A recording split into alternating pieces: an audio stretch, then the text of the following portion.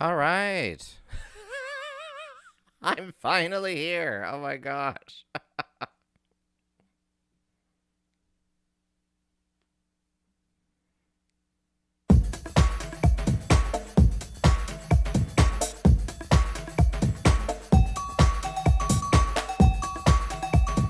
You are listening to Breakfast with Tiffany with your host, Tiffany Morgan. That's right, sweet peas. It's me. It's me. Bum, bum. Well, hello there, my little sweet peas, my little love muffins from all around the big blue world. This is your hostess, Miss Tiffany Morgan, coming to you live from Kingston, Ontario, Canada, the home of limestone and the home to me, Miss Tiffany Morgan. That's right. That's right. Drag queen extraordinaire here on CFRC 101.9 FM in Kingston. Yeah. That's where I am. I have to remind myself every now and again where I am. Oh, today's just been a bit of a struggle, sweet peas. It's been a. Do you get those little mind fogs or whatever? Like, I don't know how that happens. Either maybe I didn't sleep well last night, or something. Yesterday, I was just all hopped up on all the allergy pills you can possibly do because I did some spring cleaning. I vacuumed my basement, and that was probably the worst thing to do with an allergy sufferer because you may hear it in my nose. You may hear it in my, like, it was like nose, eyes, just, oh, it was just painful. I was like, oh my gosh, the sweet kiss of death will set me free. It was just terrible. It was just terrible. But it wouldn't. It wouldn't. Don't do that. I did have fun at the end of the day with all the allergy medication. What can I say? But today is a bit of a mind fog. It's a bit of a mind fog. I read an article recently. There was "Good morning, Mama. Good morning, Jazz." So I do record this live, and people chat with me on the socials here. And yeah, so just waking up with that fog. I read an article about brain fog. Well, I read the first few paragraphs of it, and then I was like, okay, yeah, sure, fine, okay. Uh, it's a thing. And I'm like, coffee apparently it's just doesn't work. But I like coffee. Coffee's great. Coffee's great. Mm. I've been making my coffee lately with I make it on the stove top now in this little um, pressure cooker modem thing. I don't know what they're called. I don't know what are they called anyway. And so you can put the coffee grounds in, and then I'm also adding like, and hopefully it's okay for my system. I haven't heard of anything bad about this, but I add a little nutmeg and I add a little cinnamon in there, and that just oh, it makes the coffee just oh, it's just so flavorful, and you're just like oh the coffee flavor, and then a little cinnamon and nutmeg. It's just wonderful. And then you throw some milk into that, and 2 heaping spoons of sugar, cause that's that's just how I am. I like it sweet. I like it sweet, sweet pea. And yeah, it's a nice thing. I just gotta have to be careful about, just not when I say be careful, I'm like be careful not to have 10 cups of coffee in a day, because I'm not that good. I'm not mocha pot. Oh, I should try to look into some cocoa. I have some cocoa. I have some cocoa powder. I should throw a little of that in there into the coffee grounds there too. That's a great idea, Jazz. Thank you. Thank you. That's gonna be great. Arr, arr. I'm learning new things as I'm chatting here on CFRC 101.9 FM. Did I mention I'm on the radio? Yes. So what did I say? So I wrote out this morning what I was going to talk about today. And sometimes in the brain fog, I should read what I'm going to talk about. All right. What did I decide I'm going to talk about today? Oh, grow with me. Hashtag grow with me. So some of you out there, and hopefully more of you, are going to be joining in on the Grow With Me challenge. So there's a series of different types of seeds that we're going to try to grow together. Such as like there's a tomato, a cucamelon, if you know what a cucamelon is. It's a lovely little exotic-y kind of fruit. There's what else? Oh, there's some pole beans. There's some flowers. Um, but you don't necessarily have to be growing all those specific ones. If you want to share in your growing experience, like post some photos and you're like, oh, this is my growing experience. Um, so feel free to join our Facebook group and do that and share with us and connect with the group. We have a nice little mighty little group of participants so far. We're going to be planting our seeds the long weekend of Easter. A few of the seeds, the tomatoes, the cucumbers, getting them ahead of time. Although right now, like when you look outside and you sit outside, because you can actually sit outside now. It's because it's what around 0 degrees Celsius out there. Things are melting, and the long range forecast is showing like seasonably warm temperatures. I think that groundhog on Groundhog Day got it right. Got it right. Uh, Jazz, she just posted. You always had a face for radio. Thank you, Jazz. Thank you. Always had a face for radio. Thanks. And your face looks like a torn bun. Throwing shade at me while I'm recording live. Goodness sakes. But yeah, it's getting warmer. It's February. It's February, and things are melting. Wow. That's it's going to be an early spring. I think the groundhog, the little no, not marsupial. It was a it's a large rodent. I think I got it right. It's going to be an early spring. But I think we should always plan ahead. When it comes to gardening and planting seeds and watching them grow, most of it it's obviously there's some sort of connection to the earth and yourself and stuff like that. But you're planning for the future, right? You're putting your seeds in the little trays. You're putting the seeds in the ground, and you're planning and hoping for like in 4 months from now, you're going to pick the fruits of your labor, right? It's there's a hope to that. There's a planning ahead, and part of that. So that why I'm thinking we shouldn't start early, even though spring may be early. You never know if there's like a late frost or something like that. But I know I've heard of people who seeds. We need seeds. Yes, Rob. I heard of some people who have already started their seedlings indoors for some marigolds and stuff like that. And like, hey, if it works for you, it works for you. Feel free to join the group and share some of those photos. I want to see them. I want to see them. But I think it'd be a little too early for me because I don't have you have to have the space too, right? Because if suddenly you have like 10 trays of seedlings going inside your house, where are you going to put them? Anyway, I tend to start some of those in the greenhouse because I have a greenhouse, and I'll start those a little bit later. But yeah, seeds are delayed. So unless you bought from some of the larger seed companies out there, some of those seeds are a little delayed. So my where I bought my seeds from, and I'm not going to mention their name because they're not sponsoring me for anything. So, but they have posted that they're 6 weeks behind. And that's because of the high demand. There's a high demand for seeds because a lot of people want to be growing veggies this year, which is a great thing. That's a really great thing. Grow your own, and but there's a high demand, and they'd have less staffing and even less seed. So hopefully, cross my fingers, I'm going to get all the seeds that I ordered.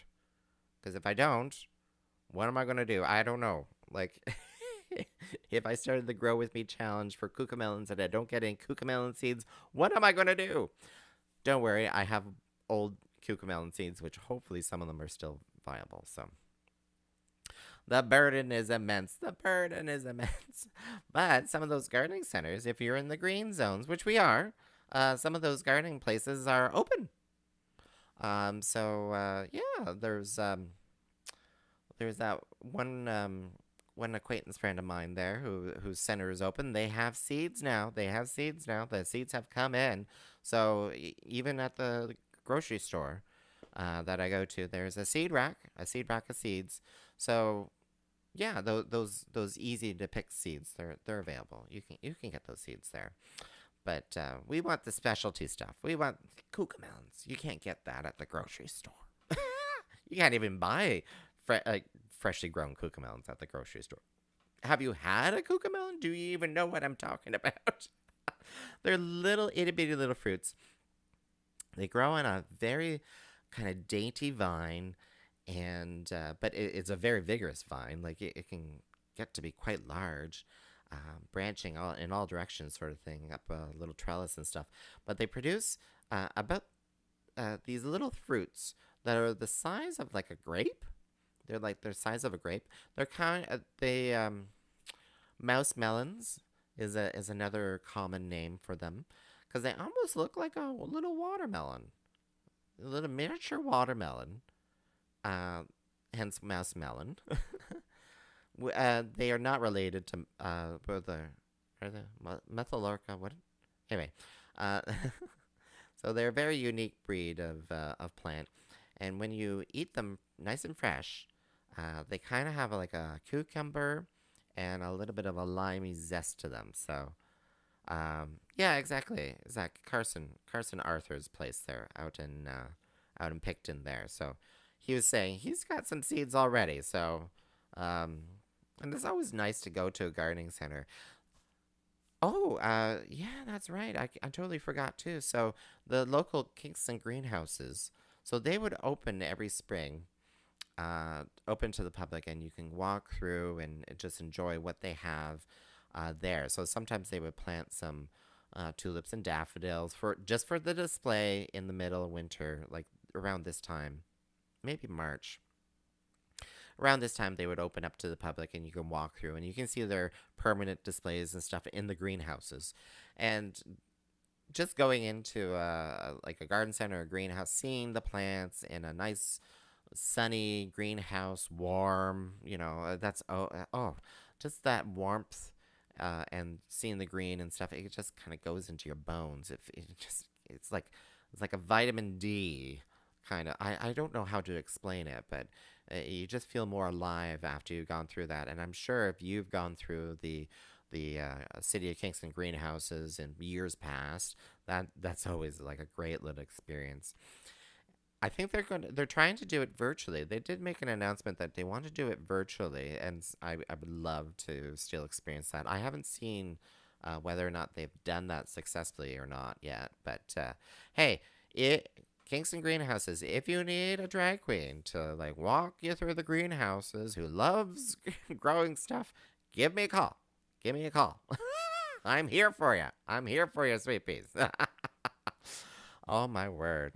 So, yeah, if you want to join our Grow With Me group or whatever, go to Tyffanie.com, and I have some more details about the plants we're growing and how to join the Facebook group and the links to it. So, Tyffanie, that's TYFFANIE.com. All right. And I'm also this weekend, I'm hopefully will post some videos on there and on my YouTube channel because I'm going to take some forsythia cuttings. So first, forsythia is a flowering shrub, and it flowers these little yellow kind of bell flowers. First thing in the spring, it's one of those like when the tulips are out, this will bloom, and they're easy. This is the easiest thing to force indoors for flowering.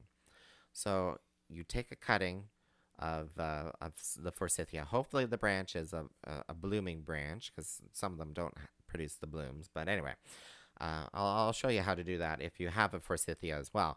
You cut them, you bring them indoors, put them in water, and then they will bloom.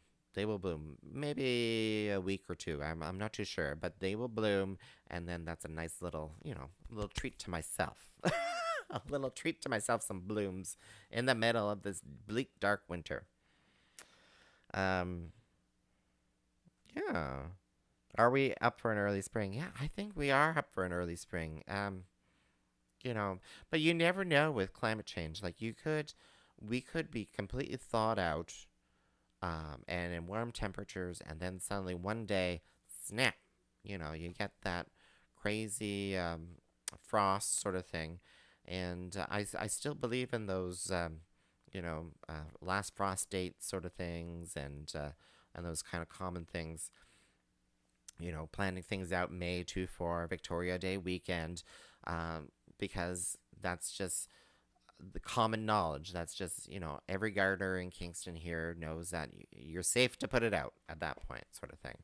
And a lot of these plants will have to, once you start the seedlings indoor, we'll have to harden them off, as we call. So, taking them outside during the day, getting them used to wind, sun, rain, that sort of thing, and then once they're ready, then you can plant them out. But yeah, so lots of it's feeling very springtime, and it'd be nice to have some flowers indoors. I know that some people are buying some spring cut flowers out there. There's the daffodils out there and stuff like that. It's something. Treat yourself, sweet peas. I think I'm going to say treat yourself to something for the springtime, but don't plant too early. But don't plant too early. Next topic. You're listening to C4C 101.9 FM here in Kingston, Ontario, and I am Tyffanie Morgan, your drag queen extraordinaire. I've been doing this. Someone asked me, they're like, how long have you been doing drag in Kingston? It's come this March. Come this March, it'll be 21 years. Can you imagine? Oh my gosh. It's not the full-time paid job. Let me just put that out there first and foremost. I'm not some RuPaul's Drag Race, contestant who can live off, doing drag sort of thing in Kingston. That's not a thing. That's not a thing. But I have been participating in drag, doing those sort of activities and stuff, drag shows and stuff for 21 years. There was a time. Sorry, I'm just getting a little, going off record here, off script. That's the word I'm looking for. There was a time in Kingston where there was no drag queens. It was just me still, holding down there, and the only times I got to perform in Kingston was at some sort of like burlesque shows and stuff like that. That was always cute. That was always adorable. Burlesque. There were shows at, what was that called? The Artel? That's what it was. It was called the Artel. That's right. They would have some kind of variety shows, and I was able to, do a little bit of drag there, and people just loved it. So, gosh, 21 years. My friend Rob points out, you are dragging. Yes, I am the drag in Kingston. Thank you. But drag is very much a performance art, and there's different types out there in the world, and that kind of leads into kind of something that I wanted to talk about. So, if you're watching RuPaul's Drag Race, because quite a few of you are, quite a few, Mama Smurf. Thank you, Jamie. Yes, reference to my blue wig. I appreciate it. uh, wait, didn't Miss? Wait, what's her name again? Miss Smurf, Missy Smurf. Didn't she have blonde hair? Didn't she? Gosh. Mama Smurf. Where was I going with that? Anyway. Oh, yes. If you're watching RuPaul's Drag Race Season 13 and also RuPaul's Drag Race UK Season 2, on Season 2 of UK's Drag Race, there was an outburst. RuPaul had a little bit of an outburst, and this has gotten some traction online. RuPaul had a little bit of an outburst for one of the performers who admitted on stage that their outfit was basically store-bought, as is sort of thing. And RuPaul kind of went off that it needed to be bespoke, sort of thing. It needed to be unique, and you needed to like have some sort of hand like hand design kind of quality to these things. You can't just buy it off the rack and wear it, sort of thing. And uh, so there was a lot of negative kind of press on that because, especially at this time at the filming, during the filming of this show, they had just come back from 7 months of being in lockdown in the UK. The show took a pause, stopped recording. They thought it was going to stop recording for 2 weeks. Do you remember that? That's almost a year ago. Oh, it's just going to be a 2 week isolation. It's just going to be a 2 week lockdown. And then, 7, 8, a year later sort of situation, right? So they paused filming. They thought it was going to be for 2 weeks. Ended up being 7 months. And then they started filming again. And this contestant who came back, you know, um, well, all of them were experiencing a Smurfette. Oh, Smurfette, there we go. Thank you. That's what the lady Smurf is called, Smurfette. Uh, yeah. So when you think about the times and stuff like that, a lot of these drag performers were not working. Some of these drag performers are in larger cities, and drag was their main source of income. So a lot of them stopped. There's no income for them. Some of them, some of them from Scotland, they went back to their fast food drive-throughs jobs because that's how they support paying the rent, and they'll do the shows on the side. I totally understand that. I did that too.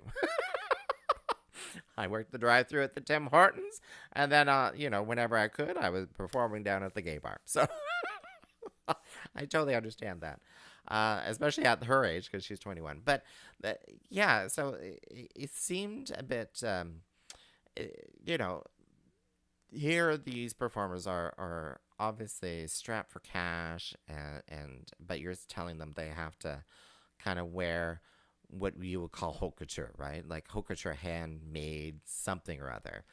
And it seemed a little tone deaf. It seemed a bit tone deaf to some people. I thought it was a little bit tone deaf too because, when I started doing drag in Kingston, I wasn't buying designer clothing. I couldn't afford designer clothing. I couldn't even afford to make my own clothing. It was cheaper, and and today it is cheaper to buy something that's already ready made, especially if you're buying online, where like I've bought this sequin dress. If I bought the sequin fabric, it would have been twice the price of the sequin dress. I don't know how they're able to do it. I don't know how they're able to, make the sequin dress and sell it for like $40 online. I really don't know how they do it. But I totally empathize with that. So I kind of felt like that was a bit of a tone deaf situation.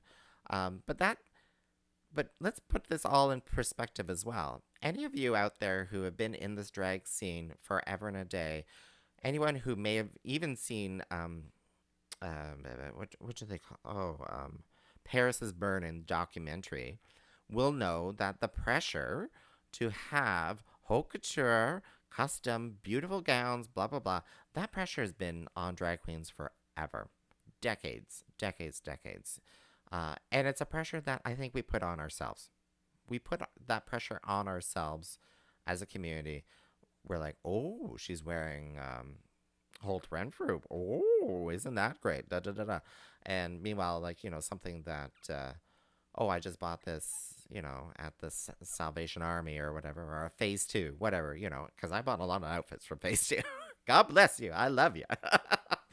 um, how, why would you look down on that? Because you also have to think, too, we're drag queens. We have two wardrobes to think about. In most drag queens, I should say, if you're like a male and you dress up as a woman, sort of thing, you have two wardrobes. You have the boys and you have the girls, and anyway.